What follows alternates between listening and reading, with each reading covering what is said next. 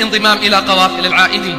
نعم، الانضمام إلى قوافل العائدين، العائدين إلى الله بعد طول غياب، الذين أحرقتهم الذنوب والمعاصي، الذين جربوا الحياة في الظلام ثم اكتشفوا النور، الذين بدلوا ذل المعصية بعز الطاعة، الذين انتصروا على النفس والهوى والشيطان وحزبه، الذين آثروا الجنة على النار، الذين ندموا على ما فرطوا في جنب الله.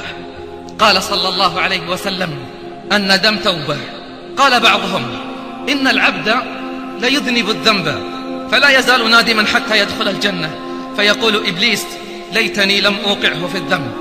وقال طلق بن حبيب: إن حقوق الله أعظم من أن يقوم بها العباد، ولكن أصبح تائبين وأمسوا تائبين. ليس عيب أن تخطئ، لكن كل العيب أن تصر على الخطأ، عيب أن تتمادى في الخطأ، عيب أن تنسى فضل الله عليك، عيب أن تنسى رقابة الله لك. جاء رجل إلى إبراهيم بن أدهم فقال: يا إبراهيم، لقد أسرفت على نفسي بالذنوب والمعاصي، فقل لي في نفسي قولا بليغا. قال: أعظك بخمس، أعظك بخمس. قال: هات الأولى. قال: الأولى: لا تأكل من رزق الله واعص الله. قال: كيف يا إبراهيم وهو الذي يطعم ولا يطعم؟ قال: عجبا لك، تأكل من رزقه وتعصيه. قال: هات الثانية. قال: الثانية: لا تسكن في أرض الله واعص الله. قال: كيف يا إبراهيم؟ الأرض أرضه والسماء سماؤه. قال: عجبا لك، تأكل من رزقه وتسكن في أرضه وتعصيه. قال: هات الثالثة. قال: الثالثة: اذهب في مكان لا يراك فيه الله واعص الله. قال: أين يا إبراهيم وهو الذي لا تأخذه سنة ولا نوم؟ قال: عجبا لك، تأكل من رزقه وتسكن في أرضه وفي كل مكان يراك ثم تعصيه.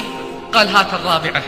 قال: الرابعة: إذا أتاك ملك الموت ليقبض الروح فقل له: إني لا أموت الآن. قال: من يستطيع يا إبراهيم؟ والله يقول: إذا جاء أجلهم فلا يستأخرون ساعة ولا يستقدمون.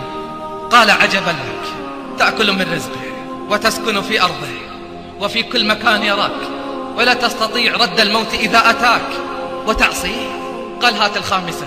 قال: الخامسة: إذا جاءتك الزبانية ملائكة العذاب تأخذك إلى النار فخذ نفسك إلى الجنة. قال: من يستطيع هذا يا إبراهيم؟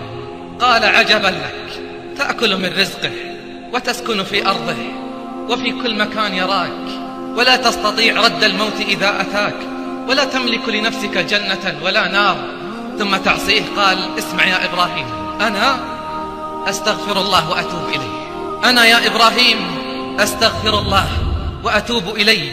فأعلنها توبة وإنابة وفرارا إلى الله، أعلنها رجعة وانضماما إلى قوافل العائدين. وأنت، نعم أنت، إياك أعني يا من تأكل رزقه وتسكن في أرضه وفي كل مكان يراك ولا تستطيع رد الموت إذا أتاك ولا تملك لنفسك جنة ولا نارا. أما آن أن تتوب؟ أما آن أن تتوب وتستغفر علام الغيوب؟ أما آن أن تنضم إلى قوافل العائدين؟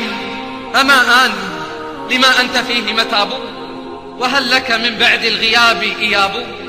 تقضت بك الأعمار في غير طاعته سوى عمل ترجوه وهو سراب، وليس للمرء سلامة دينه سوى عزلة فيها الجليس كتاب. يعني القرآن كتاب حوى العلوم بكلها، وكلما حوى من العلوم صواب، ففيه الدواء لكل داء فاظفر به، فوالله ما عنه ينوب كتاب.